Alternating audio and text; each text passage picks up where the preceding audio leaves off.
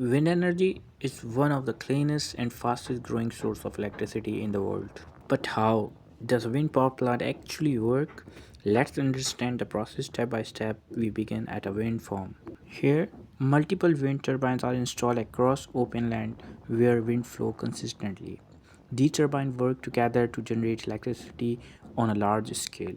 As wind blows, it strikes the turbine blades. The blades are specially designed with an aerodynamic shape, allowing them to capture the wind energy efficiently. This causes the blade to rotate smoothly.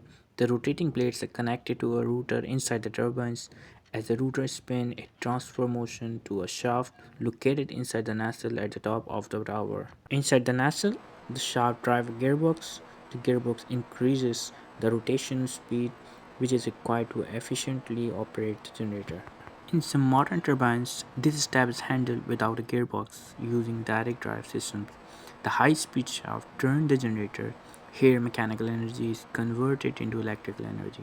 This electricity is initially produced at a lower voltage. Next, the electricity flow to a transformer located either inside the turbines or at a nearby substation. The transformer increases the voltage so the power can travel long distance with minimal losses.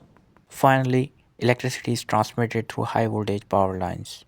It travels from the wind farm to the national grid, supplying home, industries, and cities with clean energy.